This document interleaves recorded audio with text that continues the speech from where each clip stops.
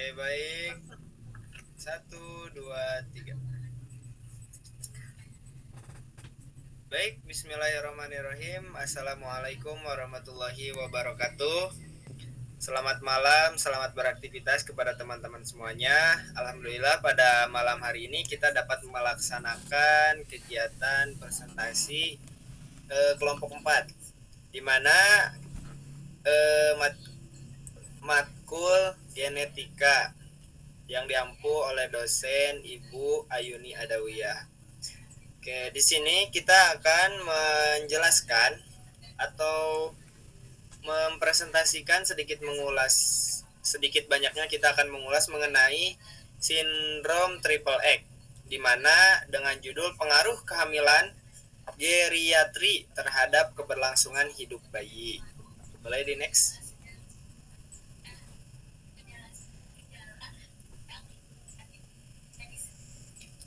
Oke, untuk penjelasan yang lebih mendalam, mari kita dengarkan Saudara Ajahra Nur Kamila. Kepadanya dipersilahkan. Oke, baik. Terima kasih atas kesempatannya. Sebelum kita masuk ke pembahasan, di sini ada pendahuluan terlebih dahulu, di mana sindrom triple X ini adalah kelainan kromosom yang melibatkan kehadiran 3 kromosom X dalam sel-sel perempuan, berbanding dengan 2 kromosom X yang biasanya, yakni 46XX.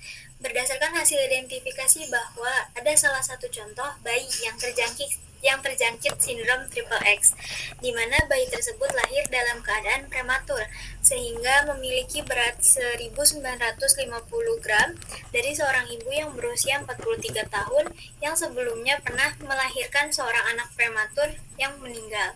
Bayi ini memiliki wajah asimetris, kondisi mulutnya sedikit menyimpang ke kanan tanpa hipoplasia, matanya tampak asimetris dengan kolobama palpebra superior menutupi mata kanan.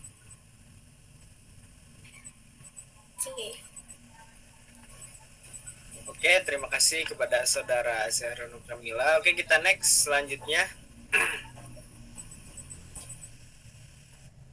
Nah, di sini kita akan membahas tujuan mengapa diadakannya kajian ilmiah mengenai sindrom triple X ini. Melalui berbagai penelitiannya, para ilmuwan berharap secara tidak langsung dapat memberikan wawasan mengenai pentingnya dan menjaga kesadaran tentang sindrom triple X yang seringkali tidak dikenali dan bahkan mungkin tidak didiagnosis. Di mana masyarakat atau orang-orang di dunia ini terkadang abai atau acuh terhadap adanya gejala-gejala yang mengindikasikan sindrom triple X ini. Padahal ketika dibiarkan akan berpengaruh, berdampak besar. Dengan menyoroti hal-hal yang mempunyai manifestasi klinikal yang lebih jelas, supaya menarik perhatian kepada pentingnya diagnosis yang tepat dan awal. Nah, untuk mengantisipasi itu semua, maka dengan adanya kajian ilmiah ini, harapannya untuk masyarakat ini sadar akan adanya kelainan atau indikasi-indikasi yang akan menyebabkan sindrom triple X dan ditangani dengan cepat atau lebih awal. Oke, next selanjutnya.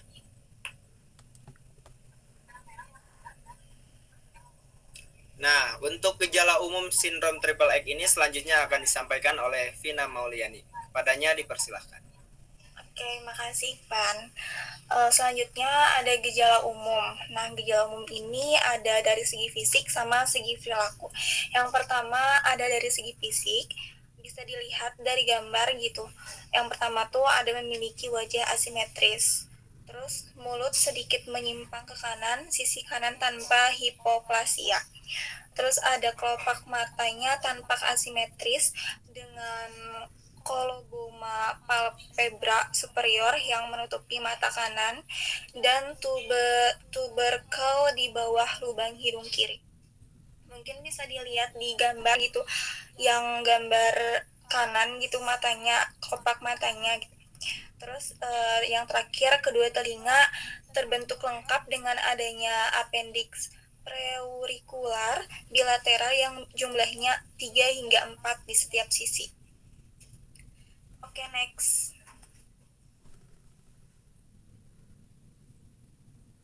Oke, selanjutnya ada segi perilaku. Nah, yang pertama tuh sindrom triple X ini terdapat keterlambatan dalam perkembangan bahasa, terus kesulitan dalam membaca, masalah dalam keterampilan aritmatika, mengalami masalah penyesuaian psikososial yang dapat menyebabkan isolasi sosial. Nah, hal ini berakibat pada prevalensi yang lebih tinggi untuk episode depresi mayor sebanyak 43,3%, terus ada gangguan psikotik sebanyak 29,4%, terus dan resiko bunuh diri sebanyak 23,5% dibandingkan dengan populasi umum. Oke, baik. Terima kasih kepada Saudari Vina. Mari kita lanjutkan ke penyebab sindrom triple X yang akan disampaikan oleh Saudari Aulia Rahma.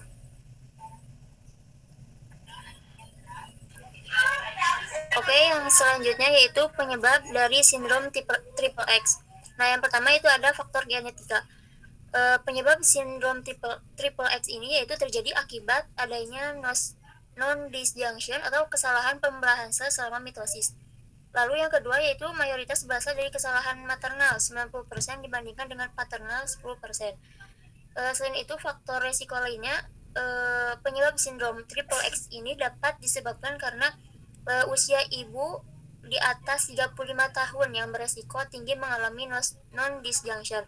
Yang kedua, kondisi kesehatan ibu seperti diabetes gestasional dan hipertensi kehamilan. Ya, baik. Saya izin menambahkan ya terkait penyebab sindrom triple X tersebut. Jadi memang sindrom triple X ini tuh terjadi karena adanya kesalahan dalam pembelahan kromosom yang disebut dengan non-disjunction tersebut. Ya, artinya kromosom X ini tuh gagal terpisah dengan benar selama pembentukan sel.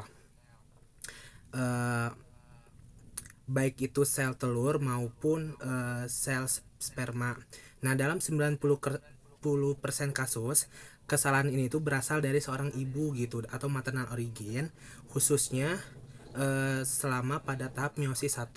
Sementara sisanya di 10% itu berasal dari seorang ayah. Nah, jadi kesalahan ini tuh memang akan menghasilkan satu kromosom X tambahan sehingga karyotipenya tuh menjadi 47XXX. Nah, untuk faktor resiko usia ibu di atas 35 tahun yang menjadi beresiko tinggi mengalami non-disjunction. Selain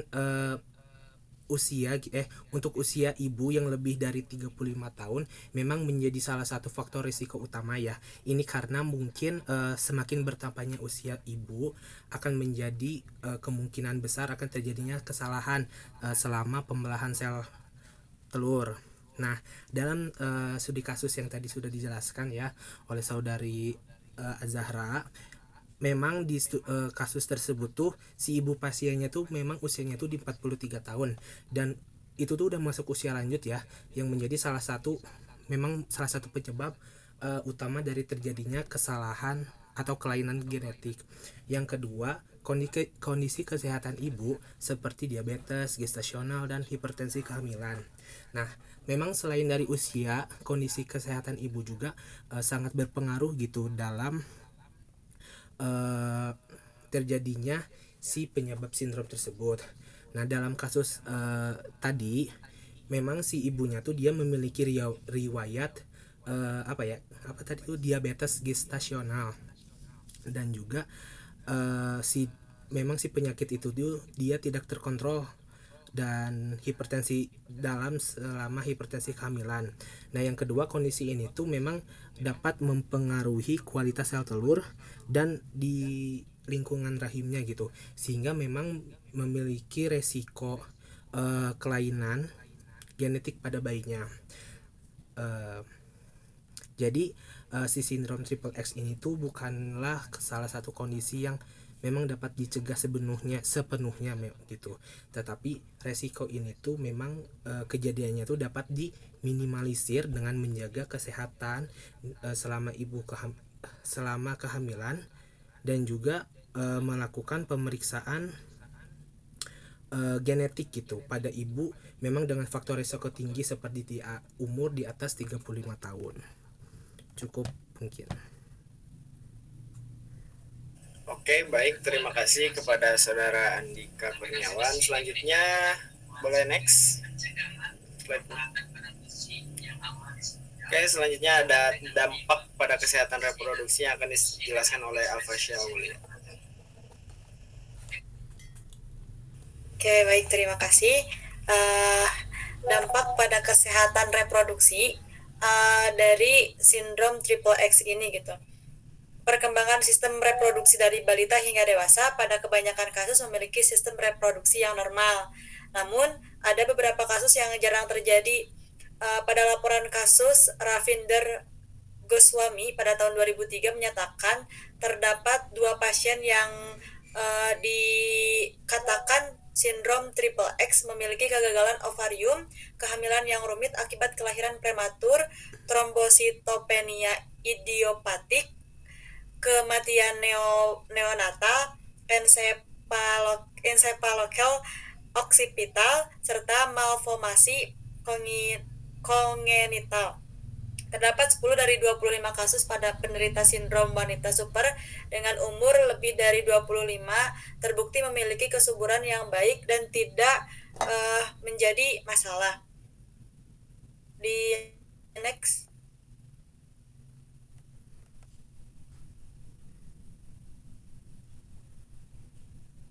Oke. Menambahkan yang sebelumnya ya,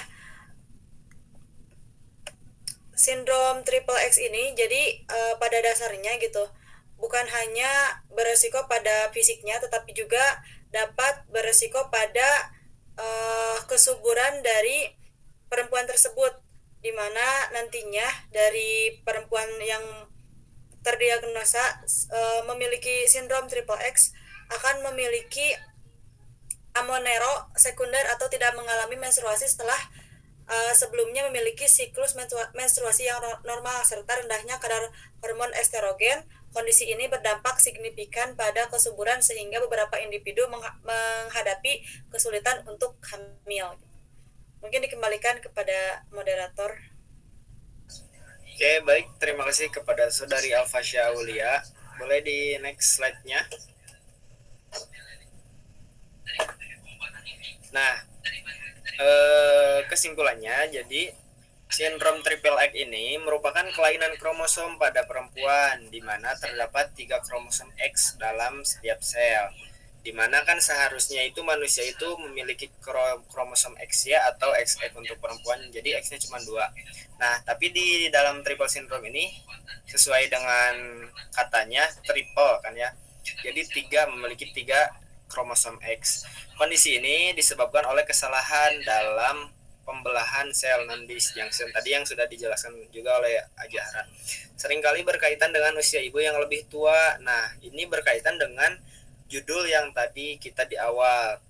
Meski banyak individu dengan sindrom ini memiliki kecerdasan normal, mereka sering mengalami gangguan perkembangan bahasa, keterampilan akademik, serta kesulitan sosial dan psikologis. Beberapa perempuan juga menghadapi masalah reproduksi termasuk pubertas tertunda, menopause dini, dan infertilitas. Diagnosis umumnya dilakukan melalui analisis karyotype yang mengonfirmasi keberadaan kromosom X tambahan. Penelitian terbaru menyoroti pentingnya diagnosis dini dan pemahaman yang lebih baik mengenai dampak fisik, kognitif, dan emosional dari sindrom ini. Oke, boleh next. Nah, ini ada beberapa referensi ya, boleh nanti kalau misalkan kita ingin membaca-baca kembali atau mereview kembali jurnal mengenai sindrom triple X ini. Oke, teman-teman semua, tentunya ya sebelum kita tutup pasti akan muncul pertanyaan-pertanyaan di mana mengenai sindrom triple X ini, baik dari masalah dampak atau faktor yang mempengaruhinya ataupun cara-cara penanggulangan atau penanganan agar kalaupun misalkan sudah terjangkit apa langkah awal yang harus dilakukan. Nah, maka kali ini kami akan membuka sesi tanya jawab. Boleh kepada dua orang penanya? Disilahkan.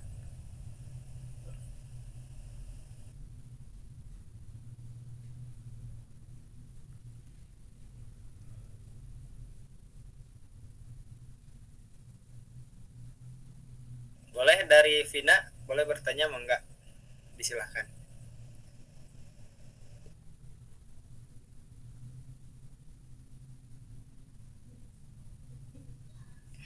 Oke, izin bertanya ya. Langsung aja mungkin bagaimana gitu cara mengatasi keadaan sosial yang sering menyudutkan penderita sindrom triple X mungkin ya, sehingga si penderita itu nggak akan mengalami stres gitu hingga bunuh diri gitu kan. Soalnya kebanyakan yang tadi udah disebutin gitu kayak penderita sindrom ini tuh kebanyakan bunuh diri kayak gitu. Bagaimana gitu cara menanggulanginya agar tidak terjadi seperti itu?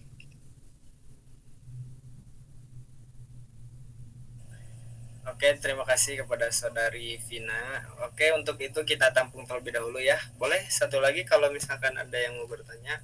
Di sini kita diskusi ya. Jadi kalau misalkan ada yang mengetahui jawabannya, boleh disampaikan argumennya. Oke, untuk satu orang penanya lagi.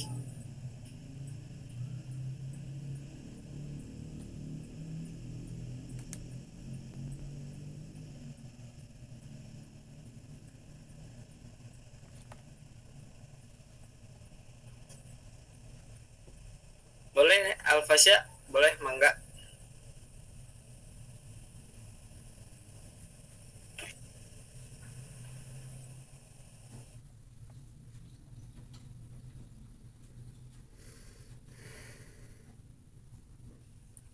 Izin mic-nya Ya, dibuka dulu.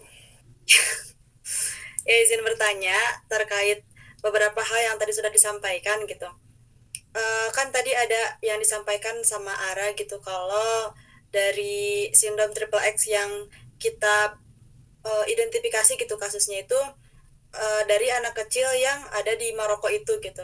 Nah, pertanyaannya bagaimana awal mula kasus terkait sindrom triple X ini terhadap anak kecil yang ada di Maroko itu terjadi? Oke, baik. Terima kasih kepada saudari Alfasya. Boleh ya teman-teman, kita di sini diskusi kalau misalkan saling bertukar argumen atau pengetahuan, boleh mangga ya. Di sini saya akan menyampaikan argumen saya terkait pertanyaan yang tadi diluncurkan oleh saudari Vina, dimana kita bagaimana gitu ya solusinya apabila ada seseorang yang terjangkit dari sindrom triple X ini, agar tidak berlebihan lah dari segi emosional, mungkin dari kehidupan sosialnya, agar mereka tidak merasa stres atau tertekan sekali gitu. Sebenarnya pendekatan yang paling mudah gitu ya untuk dilakukan oleh kita misalkan terhadap orang terdekat kita yang terjangkit misalkan sindrom triple X ini, dimana kita harus memberikan pantauan atau pendekatan yang intens tentunya, karena sindrom triple X ini umumnya kan memang kayak orang normal ya, akan tetapi di sisi lain orang tersebut memiliki kelebihan, mungkin dalam tanda kutip segi emosionalnya tinggi atau nafsunya itu kalau misalkan sudah meluap atau naik itu tidak akan bisa terbatas, bahkan tidak bisa tertahan kalau misalkan nggak ada orang atau nggak ada yang memantau. Makanya dari situ kita yang pertama bisa memberikan pemantauan atau pemantauan yang intens. Kemudian kita selalu memberikan ya motivasi atau berikan kita di gimana ya, disadarkan lah gitu, tapi bukan disadarkan gara-gara kesurupan, bukan ya. Jadi disadarkan untuk belajar menerima lagi atau sabar. Mungkin kalau misalkan orangnya udah mulai beranjak dewasa, dia juga pun bakal ngerti ya. Mungkin kalau misalkan yang anak-anak kebanyakan yang susah diatur, kalau misalkan udah beranjak ke dewasa mungkin juga dia bakal secara tidak langsung sedikit banyaknya pasti ada lah pola pikir dia juga terbentuk gitu kan, meskipun super apa Superwoman gitu Wonder Woman gitu kan, triple X gitu gitu. Jadi Vina boleh kalau misalkan barangkali dari yang lain ada yang menjawab atau menjawab pertanyaan dari Alfasya. Oke, makasih Ipan.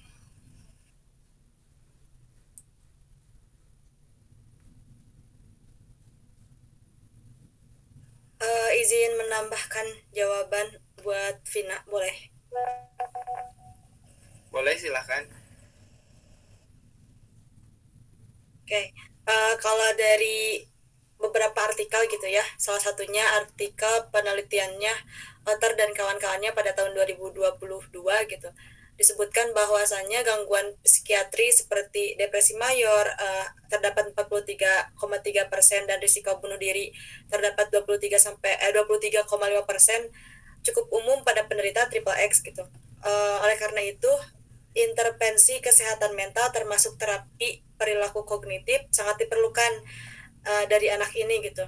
Selain itu juga kita mungkin ya, apabila ada orang yang terdiagnosa sebagai triple X gitu, beberapa hal yang dapat dilakukan itu yaitu dengan menciptakan lingkungan yang tidak menghakimi gitu, baik di sekolah ataupun di rumah. Kemudian juga yang paling terpenting itu dukungan dan edukasi dari orang tua dan keluarga, di mana bisa dimulai dengan peningkatan kesadaran keluarga. Diajarkan bahwa anggota keluarga mengenai tentang triple X syndrome ini dan dampaknya. Dengan pemahaman yang baik, mereka dapat memberikan dukungan emosional yang tepat.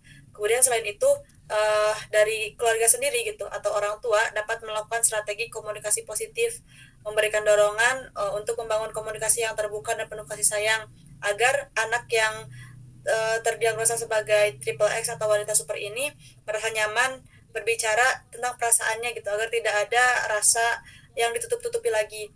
Kemudian mungkin hal yang lainnya yang bisa dilakukan itu bimbingan khusus atau kayak ke psikiater gitu, memberikan dukungan tambahan untuk hal-hal yang memang tidak bisa diperbaiki atau dibenarkan oleh kita-kita gitu yang tidak memiliki ilmunya. Mungkin itu tambahannya. Terima kasih. Terima kasih ya Fasya. Oke, terima kasih pada saudari Alfasya. Barangkali ada yang bantu jawab buat pertanyaan yang dari Alfasya, boleh dari Dika atau Aul aja.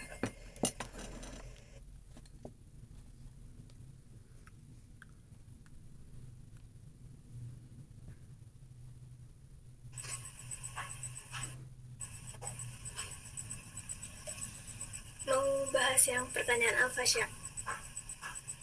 Boleh, mangga. Oke, tadi tuh bentar, apa pertanyaannya? Ini ya, kasus yang pertama kali terjadi, si sindrom triple X-nya ini.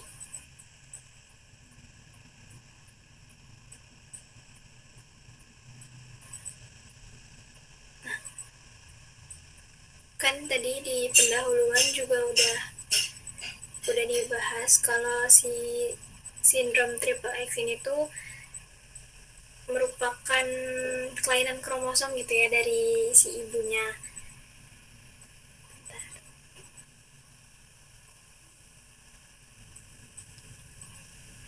Tuh, loading.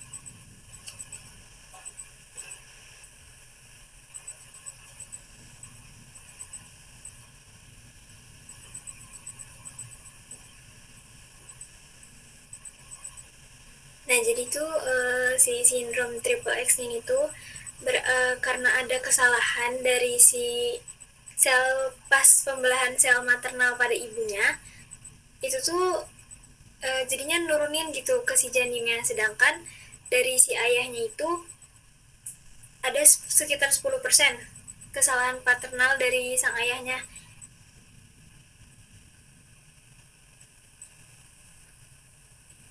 Nah, jadi si sindrom triple X-nya ini tuh terjadi akibat non-disjunction kesalahan dalam pembelahan sel selama periode meiosis yang mengakibatkan individu memiliki 3 kromosom X. Seharusnya kan kromosomnya tuh XX gitu ya, normal. Nah, tapi karena adanya kesalahan dalam proses pembelahan sel gitu, jadi sel yang dihasilkan tuh lebih gitu dari jumlah yang seharusnya. Dan non-disjunction yang terjadi pun bisa terjadi dalam sel telur, ovum, maupun sel sperma. Mungkin ada yang mau menambahkan? Aku izin Oke, nambahin. baik. Terima kasih kepada saudara Ara. Oke, silakan Andika. Ya, tadi bentar.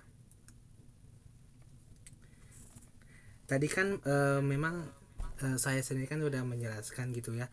Memang ada beberapa penyebab dan faktor resikonya juga gitu terkait memang si sindrom triple X ini. Nah, salah dua diantaranya tuh memang dari apa ya, di usia ibunya. Kan tadi dijelasin ya sama saudari Azahra kalau misalnya memang salah satu faktor terbesarnya tuh memang dari saat pembelahan sel oleh ibu gitu. Jadi memang 90% tuh memang disebabkan oleh pada saat pembelahan sel di seorang ibu gitu atau maternal origin. Jadi yang pertama tuh memang dari usia ibu ya. Kalau misalnya memang usia ibunya tuh lebih dari 35 tahun, itu tuh menjadi faktor risiko utamanya gitu. Dan di studi kasus yang tadi yang udah dijelasin pun sudah jelas ya kalau misal si ibunya tuh memang usianya itu sudah usia lanjut gitu atau lebih dari 35 tahun. Nah, di usianya tuh kalau salah di 43 tahun ya. Di 43 tahun itu memang benar-benar udah apa ya, udah menjadi faktor risiko utama gitu kalau memang pada saat pembelahan sel tuh dia apa ya, ada terjadi kesalahan atau apa sih itu tuh namanya, non disjunction gitu. Terus yang kedua tuh selain usia memang ada kondisi kesehatan dari seorang ibu gitu. Jadi memang kalau misalnya sudah usia lanjut gitu, memang faktor kesehatan juga berpengaruh gitu terkait memang kehamilan dan kesehatan bagi bayi tersebut gitu. Nah, di kasus tersebut kan memang si ibunya tuh dia mempunyai apa ya, penyakit riwayat diabetes gitu yang apa ya, nggak terkontrol gitu, yang membuat kondisinya tuh dapat apa ya, mempengaruhi si kualitas sel telur dan juga si lingkungan rahimnya gitu, sehingga ya dapat meningkatkan risiko kalau memang terjadinya kelainan genetik pada si ibu pada seorang bayi. Oke, mungkin dari saya segitu. Baik, terima kasih kepada saudara Andika. Oke, semua teman-teman semuanya, mungkin masih banyak lagi ya yang teman-teman ketahui, akan tetapi karena kita terbatas oleh waktu, jadi semuanya kita bisa terjawab ya. Makanya kenapa dinas kesehatan itu tidak menyarankan kita untuk, atau para perempuan, khususnya para perempuan, untuk tidak hamil di atas umur 40 tahun. Karena itu ya, itu merupakan faktor utama lah bisa disebut untuk apa, bisa kemungkinan terjadinya sindrom triple X ini. Oke, teman-teman semuanya, terima kasih atas waktu dan kesempatannya pada malam hari ini. Semoga apa-apa yang kita dapat, apa yang kita diskusikan menjadi amal ibadah di sisi Allah Subhanahu wa taala dan menjadi ilmu yang bermanfaat bagi kita semua.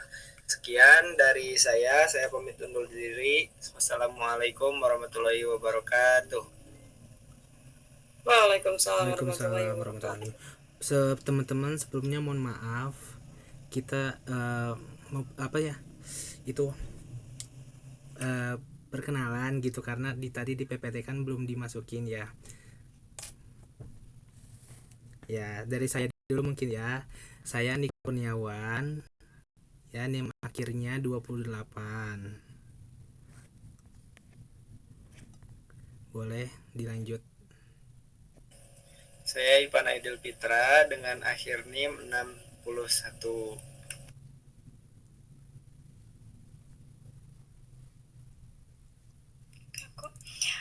Aku Vina Mulyani dengan akhir NIM 40.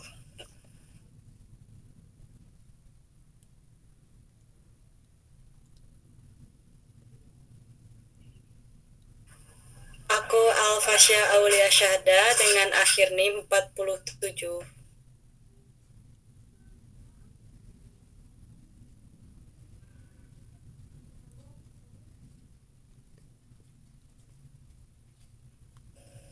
Boleh dilanjut? Enggak. Perkenalkan, nama saya Azara Nur Kamila dengan NIM akhir 30. Selanjutnya Dan saya Ulia dengan akhir NIM 63. Oke, terima kasih teman-teman semuanya. Sudah semuanya ya. Boleh Andika di ini dulu. Stop dulu.